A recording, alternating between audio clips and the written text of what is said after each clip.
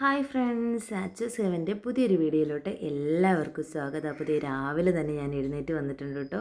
എഴുന്നേറ്റ് വരുന്ന അടുക്കളയിലോട്ട് ഞാൻ വരും. അപ്പോൾ എല്ലാവരും സുഖമായിട്ടിരിക്കുന്നു എന്ന് വിചാരിക്കുന്നു. ഞാനും സുഖമായിട്ടിരിക്കുന്നു. അപ്പോൾ രാവിലെ തന്നെ എഴുന്നേറ്റ് വന്നിട്ട് പല്ല് തേക്കാനുള്ള പരിപാടിയാണ് കേട്ടോ. ഞങ്ങൾ ആദ്യം കിടന്നുകൊണ്ടിരുന്ന ഈ ഒരു മുറിയിലായിരുന്നു കേട്ടോ. പിന്നെ ഈ മുറിയിൽ ഞങ്ങൾക്ക് ഉറക്കം അങ്ങനെ ശരിയാകാത്തതുകൊണ്ട് പേസ്റ്റിൻ്റെ ഏറ്റവും അവസാനത്തെ ഭാഗം ഞാൻ ഞെക്കി എടുക്കുന്നതാണ് ഗൈസ് ആ കാണുന്നത്. തീർന്നു പോയിരുന്നിട്ട് വേറൊന്നും പൊട്ടിക്കാനുണ്ട്. എന്നാലും പരമാവധി അങ്ങ് എടുത്തേക്കാമെന്ന് വിചാരിച്ചു. 2-3 വട്ടം ഞെക്കി ഞാൻ എടുത്തു. അത് പിന്നെ അവിടെ തന്നെ അങ്ങ് വെച്ചു കേട്ടോ. പിന്നെ ചേട്ടാ എപ്പോഴും ഫോൺ കുത്തി കഴിഞ്ഞ് കഴിഞ്ഞാൽ സ്വിച്ച് ഓഫ് ചെയ്യത്തില്ല. അപ്പോൾ സ്വിച്ച് ഓഫ് ചെയ്തതാണ് ആ കണ്ടത്. പിന്നെ ഞാൻ പല്ല് തേക്കാൻ വേണ്ടിയിട്ട് പോവുകയാണ് കേട്ടോ.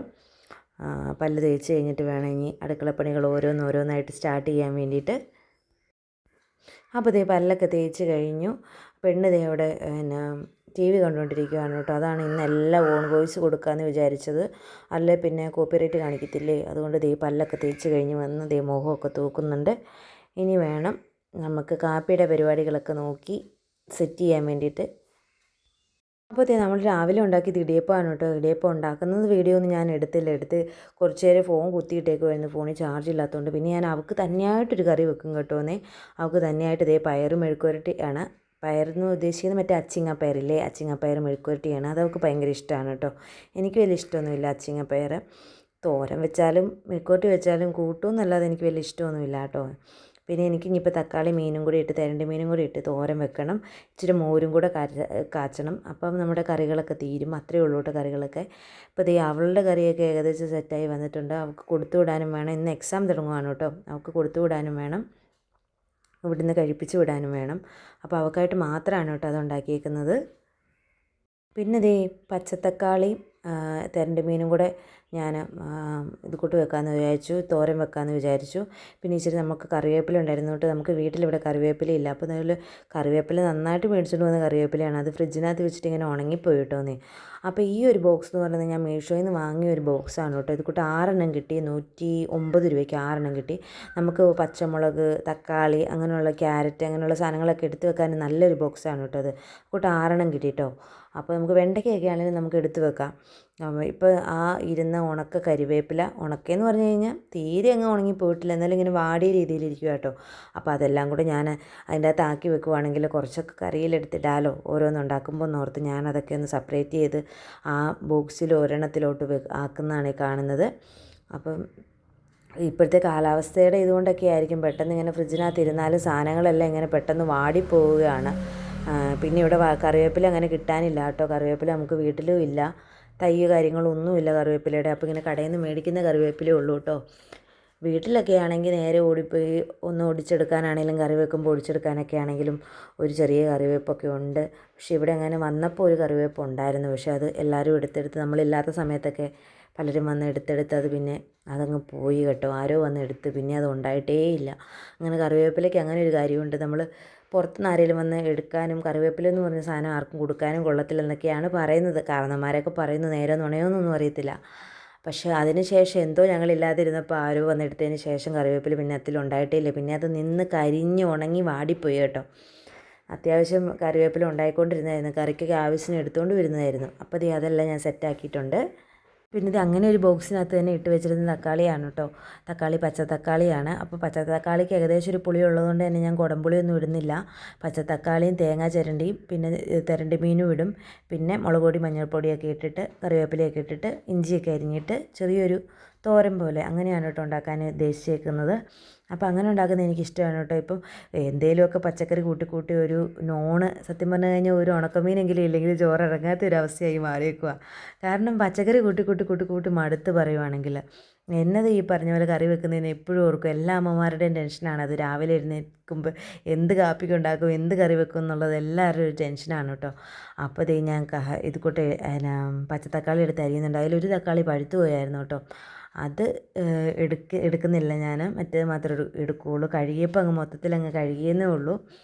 അപ്പോൾ ഞാൻ തക്കാളി അരിഞ്ഞുകൊണ്ടിരിക്കുന്നതാണ് കാണുന്നത്.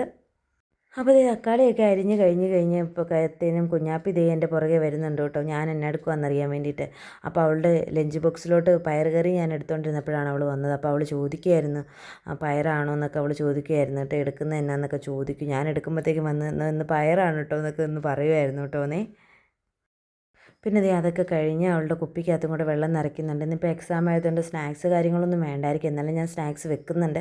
എന്തെങ്കിലും ചക്ക വറുത്തതോ കപ്പ വറുത്തതോ അങ്ങനെയൊക്കെയാണ് കേട്ടോ കൊടുത്തു വിടുന്നത്. അതാണ് പെണ്ണിന് ഇഷ്ടവും. അപ്പോൾ ദേ ഞാൻ വെള്ളം കൂടി എടുക്കുന്നുണ്ട്. വെള്ളം ഞാൻ എപ്പോഴും എടുക്കുമ്പോഴും ബോട്ടിൽ ഇത് കൂട്ട് ക്യാപ്പ് അടച്ചു വെച്ചിട്ട് ഞാൻ കുനിച്ച് നോക്കും കേട്ടോ, കാരണം പോകുമെന്ന്. കാരണം എൻ്റെ ഇടയ്ക്കോടെ ഒരു ചെറിയൊരിതുണ്ട് പോകാനായിട്ട്. അപ്പോൾ തക്കാളിക്കറിയൊക്കെ ഞാൻ തീയെ വെച്ചിട്ട് പിന്നെ മോരുണ്ടാക്കാനുള്ള പരിപാടിയാണ് കേട്ടോ. മോര് എനിക്കിഷ്ടമുള്ളൊരു സാധനമാണ്, പുളിശ്ശേരി. അപ്പോൾ അത് മിനിയാന്ന് മേടിച്ചായിരുന്നു കേട്ടോ. അപ്പോൾ അതൊന്ന് തേങ്ങ അരച്ചൊന്ന്, ചുമ്മാതല്ല തേങ്ങ അരച്ച്, എനിക്ക് തേങ്ങ ജീരകം ഉപ്പൊക്കെ ഇട്ട് തേങ്ങ അരച്ച് മോര് കറി വെക്കുന്നത് തന്നെയാണ് കേട്ടോ ഇഷ്ടം. പിന്നെ ഉപ്പൊക്കെ ഞാൻ എൻ്റെ കൈ കൊണ്ട്, അതിൻ്റെ സ്പൂൺ ഉണ്ടെങ്കിലും കൈ കൊണ്ട് എൻ്റെ ഒരു അളവിനങ്ങ് എടുത്തിട്ടതാണ് കേട്ടോ. പിന്നെ മഞ്ഞൾപ്പൊടി, ജീരകം അത്രയൊക്കെ എടുത്തിട്ട് നമുക്ക് ഉണ്ടാക്കാം. അപ്പോൾ അത് നമ്മുടെ മോരുകറിയൊക്കെ സെറ്റായിട്ടുണ്ട്. മോരുകറി സെറ്റായി, നമ്മുടെ തക്കാളിക്കറി സെറ്റായിട്ടുണ്ട്. പിന്നെ ചോറ് നമുക്ക് ഇന്നലത്തെ ഉണ്ടായിരുന്നു, ഇടിയപ്പം രാവിലെ ഉണ്ടാക്കിയത്. പിന്നെ അത് ഇച്ചിരി ബീഫിൻ്റെയാണ് കേട്ടോ. പിന്നെ മാറ്റി വെച്ചേക്കുന്ന പയർ തോരനും. അപ്പോൾ എനിക്കിതെല്ലാം ഇങ്ങനെ എടുത്ത് ഇങ്ങനെ ഒതുക്കി പെറുക്കി ഇങ്ങനെ മാറ്റിയൊക്കെ വെക്കണം കേട്ടോ. എന്നിട്ട് വേണം ബാക്കിയുള്ളതെല്ലാം, കാരണം നമുക്കിവിടെ നല്ല ഇത് കൂട്ടിൻ്റെ പല്ലിയുടെ ശല്യം ഉള്ളതുകൊണ്ട് അടപ്പിനകത്ത് തവി ഇട്ട് വെക്കാൻ പറ്റത്തില്ല. അതുകൊണ്ട് ഞാൻ അടപ്പിനകത്തുനിന്ന് തവിയെല്ലാം പൊക്കത്തെടുത്ത് വെക്കുന്നത് അതുകൊണ്ടാണ് കേട്ടോ. പിന്നെ അതേ എല്ലാം അവിടെ ഒന്ന് ഒതുക്കി വെച്ചു. അത് ഞാൻ എൻ്റെ എല്ലാ പണിയും പണിയെല്ലാം തീർന്നു എന്ന് വിചാരിക്കുന്ന ഒരേ ഒരു കാര്യം, പാത്രം തേച്ച് കഴിയുമ്പോൾ അതിൻ്റെ പണിയെല്ലാം തീർന്ന് എനിക്കൊരു ഫീല് കിട്ടുന്നത് കേട്ടോ.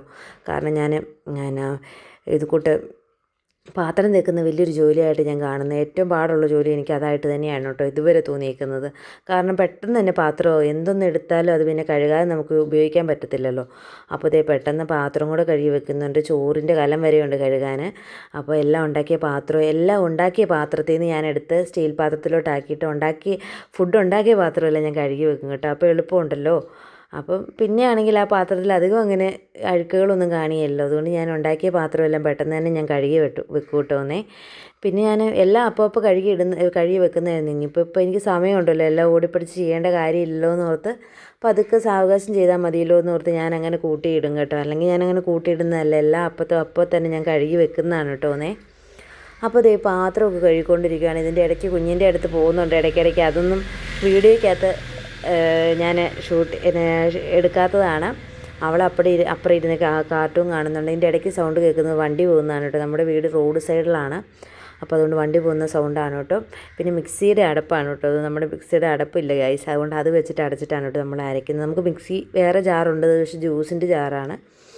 അപ്പോൾ അങ്ങനെയൊക്കെയാണ് കാര്യങ്ങൾ. ഇപ്പോൾ പാത്രമൊക്കെ തേച്ച് കഴുകി കഴിഞ്ഞു. കുറച്ചുകൂടെ പാത്രം കഴുകാനുണ്ടായിരുന്നു കേട്ടോ. അപ്പോൾ ഞാനൊന്നും കഴിച്ചില്ല. അപ്പോൾ കഴിച്ചിട്ട് അതും കൂടെ കഴുകാമെന്ന് ഓർത്തുകൊണ്ട് ഞാൻ പിന്നെ അവളെ കുളിപ്പിച്ചൊരുക്കാൻ വേണ്ടിയിട്ട് അങ്ങ് പോയി. അവളെ കുളിപ്പിച്ചൊരുക്കി. എക്സാമാണിന്ന്. ഭയങ്കര സങ്കടപ്പെട്ടൊക്കെ നിൽക്കുകയാണ് ആൾ.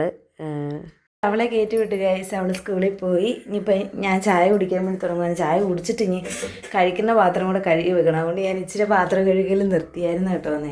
ഇനി ബാക്കി പാത്രം കഴുകി സെറ്റാക്കിയിട്ട് വേണം എനിക്ക് കുളിക്കുമോ. എനിക്കിന്ന് ഇച്ചിരി പഠിക്കാനുണ്ട് ഗൈസ്. ട്രൈപ്പോഡ് എടുത്ത് മാറ്റി കേട്ടോ. തൽക്കാലം ഇവിടെ ഇരിക്കട്ടെ. എനിക്കിന്ന് ഇച്ചിരി പഠിക്കാനുണ്ട്. എക്സാം പറഞ്ഞിട്ടുണ്ട്. അതുകൊണ്ട് ഇത് കത്താൻ ഭയങ്കര പാടാണ് ചില സമയത്ത് എൻ്റെ സ്റ്റൗ കത്താൻ ഭയങ്കര പാടാണ് ഗൈസ്. അപ്പം പഠിക്കാനുണ്ടെന്നൊക്കെ വെറുതെ പറയുന്നതാണ്, പഠിക്കത്തൊന്നുമില്ല. മടിയും മല ചുമക്കെന്ന് പറഞ്ഞ പോലെ എൻ്റെ അവസ്ഥ. ആദ്യമൊക്കെ നോക്കി പോകുമായിരുന്നെങ്കിൽ ഇത്രയും പാട് വരത്തില്ലായിരുന്നു. മടിയാണ് മെയിൻ പ്രശ്നം. ഇപ്പം ഇന്നത്തെ രാവിലത്തെ ഓട്ടപ്പാച്ചിലൊക്കെ ഇത്രയും ഉണ്ടായിരുന്നുള്ളൂ. ഇച്ചിരി കഴിയുമ്പോൾ ഇവിടെ ഭയങ്കര വെയിൽ തുടങ്ങും കേട്ടോ. നിങ്ങളുടെ അവിടെയൊക്കെ ചൂടുണ്ടോ? ഇനിയിപ്പം വേറെ പ്രത്യേകിച്ചൊന്നുമില്ല. ഇനിയിപ്പോൾ കുളിക്കണം, വേറെ കാര്യങ്ങളൊന്നുമില്ല. വേറെ എന്തെങ്കിലും കാര്യങ്ങൾ എക്സ്ട്രാ നടന്നാൽ ഞാൻ എടുക്കാം. അങ്ങനെ നടക്കാൻ വഴിയില്ല. ഉച്ചയാകുമ്പോൾ കൊച്ചു വരും, പിന്നെ ഒന്നും നടക്കത്തില്ല. അപ്പോൾ വീഡിയോ വൈൻഡപ്പ് ചെയ്യാണ്. അപ്പോൾ നമ്മുടെ ചാനൽ ആദ്യമായിട്ട് കണ്ടവരുണ്ടെങ്കിൽ ലൈക്ക് ചെയ്യാനും സബ്സ്ക്രൈബ് ചെയ്യാനും സപ്പോർട്ട് ചെയ്യാനും മറക്കരുത്. അതുപോലെ തന്നെ നമ്മുടെ ചാനൽ സബ്സ്ക്രൈബ് ചെയ്യുമ്പം തൊട്ടടുത്തുള്ള ബെല്ലൈക്കണും കൂടെ ക്ലിക്ക് ചെയ്യാൻ മറക്കരുത്. എങ്കിലേ ഞാൻ നോട്ടിഫിക്കേഷൻ ഇടുമ്പോൾ നിങ്ങൾക്ക് കിട്ടത്തുള്ളൂ. അപ്പം കുറച്ചൊക്കെ സബ്സ്ക്രൈബേഴ്സൊക്കെ കൂടിയിട്ടുണ്ട് കേട്ടോ.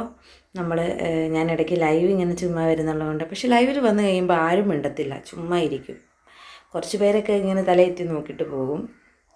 അപ്പോൾ അത്രയൊക്കെ ഉള്ളൂ. ഇതുവരെ സപ്പോർട്ട് ചെയ്ത എല്ലാവർക്കും ഒരുപാട് ഒരുപാട് താങ്ക്സ്. ഇനിയും സപ്പോർട്ട് ചെയ്യണം. അപ്പോൾ ഓക്കെ.